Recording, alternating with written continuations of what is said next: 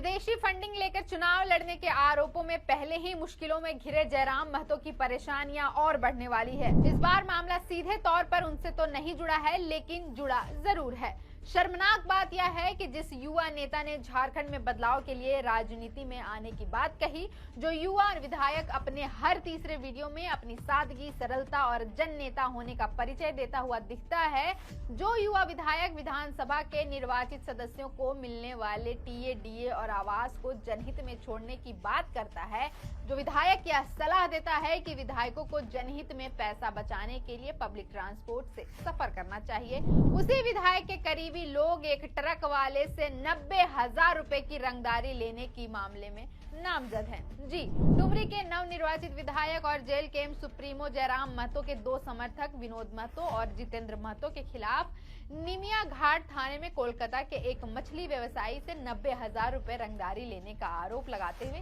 Case दर्ज किया गया है। केवल इतना ही नहीं, पीड़ित का कहना है कि जयराम महतो के समर्थकों ने उनके स्टाफ को जान से मारने की धमकी दी। शिकायतकर्ता का नाम राजकुमार मंडल है। उन्होंने यह भी आरोप लगाया है कि पिछले करीब 10 दिन से जयराम महतो के लोग राष्ट्रीय राजमार्ग संख्या 19 में उनका ट्रक रोकते हैं, धमकाते हैं और रंगदारी मांगते हैं। पहले जान लेते हैं कि पूरा मामला क्या है, फिर आगे बढ़ेंगे। मामला बीते सोमवार का है। डुमरी विधानसभा अंतर्गत निमिया घाट पुलिस स्टेशन में बालू टुंडा निवासी राजकुमार मंडल द्वारा दर्ज कराई गई शिकायत के मुताबिक बीते सोमवार को देर रात राष्ट्रीय राजमार्ग संख्या 19 में विनोद महतो और जितेंद्र महतो नाम के दो युवकों की अगुवाई में कुछ अन्य लोगों ने उनका ट्रक रोक लिया, रंगदारी मांगा, जान से मारने की धमकी दी, चालक और सहायक स्टाफ के साथ मारपीट भी की। राजकुमार मंडल ने आगे आरोप लगाया है कि विनोद महतो ने जितेंद्र प्रसाद महतो के मोबाइल नंबर पर 90,000 रुपए ऑनलाइन ट्रांसफर कराया। राजकुमार मंडल ने बताया कि उनका मछली लदर ट्रक कोलकाता से बिहार जा रहा था, तभी उनके साथ यह वारदात हुई। शिकायतकर्ता का दावा है कि विनोद महतो और जितेंद्र महतो अक्सर हाईवे पर उनका ट्रक रोकते हैं, चालक को धमकाते हैं और रंगदारी की मांग करते हैं। 16 दिसंबर की रात को भी 90,000 रुपए ऑनलाइन ट्रांसफर करवाने के बाद ही उन्हें छोड़ा गया। राजकुमार मंडल ने निमिया घाट थाना प्रभारी को ऑनलाइन ट्रांजैक्शन का डिजिटल स्लिप भी सबूत के तौर पर सौंपा है। कुछ मीडिया रिपोर्ट्स के मुताबिक जेल केम के प्रखंड अध्यक्ष अमित महतो ने स्वीकार किया है कि विनोद महतो और जितेंद्र महतो उनके कार्यकर्ता हैं। इसी बीच हालिया संपन्न 4 दिवसीय विधानसभा सत्र के दौरान जयराम महतो की तस्वीरें भी इस बात की तस्दीक करती है कि जितेंद्र महतो और विनोद महतो जेल केम के कार्यकर्ता हैं, बल्कि ये भी स्पष्ट होता है कि दोनों ही जयराम महतो के बेहद करीबी हैं। 4 दिवसीय विधानसभा सत्र के प्रत्येक दिन दोनों ही आरोपी डुमरी विधायक के साथ दिखे हैं। हालांकि प्रखंड अध्यक्ष ने सफाई में इतना कहा कि इस हाईवे से होकर प्रतिबंधित मांगुर मछली की तस्करी की जाती है। यह गोरख धंधा व्यापक पैमाने पर फैल रहा है और मेरे कार्यकर्ताओं ने बस चेतावनी दी है। 90,000 रुपए के ऑनलाइन ट्रांजैक्शन के सवाल पर उनका कहना है कि मैं नहीं जानता कि जितेंद्र का फोन नंबर कोलकाता के व्यक्ति के पास कैसे पहुंच गया और कैसे पैसे ट्रांसफर हुए। यकीनन इस तर्क में दम नहीं है।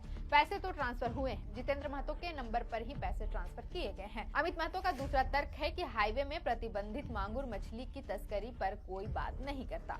सब कार्यकर्ता पर एफआईआर की चर्चा करते हैं, लेकिन बड़ा सवाल यही है कि यदि इस हाईवे पर प्रतिबंधित मांगुर मछली की तस्करी की जाती है तो इसे रोकने का अधिकार किसको है? एसआई रैंक पर कोई अफसर या ट्रैफिक पुलिस ही इसे रोक सकती है, पूछताछ कर सकती है। यदि जेल केम कार्यकर्ताओं को इस बात की जानकारी थी तो वे मांगुर मछली की तस्करी रोकना चाहते थे तो उनको पुलिस को सूचना देनी चाहिए थी, ना कि खुद ही हाईवे पर अदालत लगा लेना चाहिए था, जहां उन्होंने पहले तो गाड़ी रोककर एक्शन लिया और फिर सजा के तौर पर 90,000 रुपए भी वसूल लिए।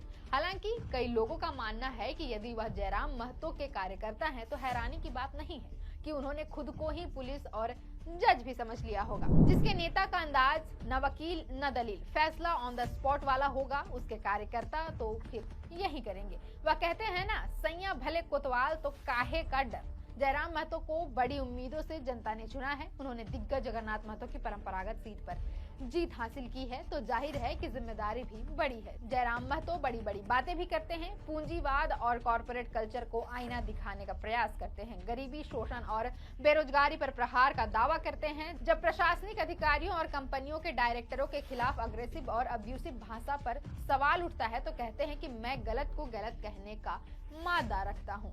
तो अब सवाल है कि अपने इन दो समर्थकों पर क्या कहेंगे जो खुलेआम उनके नाम का धौंस दिखाकर रंगदारी वसूल रहे हैं। हो सकता है कि उनके समर्थक कहेंगे कि केवल जयराम के समर्थक ही ऐसा करते हैं क्या? भाजपा, कांग्रेस और झामुमो वाले नहीं करते? तो कहा जाएगा कि आपने बदलाव की राजनीति का दावा किया था।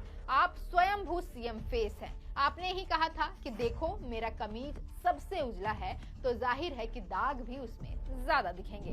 हाँ, ये भी हो सकता है कि जयराम महतो को अपने कार्यकर्ताओं की कारस्तानी की जानकारी ना हो सकता है कि वह इस घटनाक्रम से अनभिज्ञ हो सकता है कि रंगदारी के इस खेल में जयराम महतो का दूर दूर तक वास्ता ना हो, लेकिन ख्याल भी उन्हीं को रखना होगा, क्योंकि सियासत में भरोसा बनते और टूटते वक्त नहीं लगता। बड़ी उम्मीदें हैं डुमरी को जयराम से, तभी तो यह जनादेश दिया है। अब जनादेश का खामियाजा रंगदारी से चुकाना पड़ेगा, तो जनता फिर हिसाब करेगी। फिलहाल के लिए इतना ही। मेरा नाम है अवंतिका और आप देख रहे हैं द फोर्स।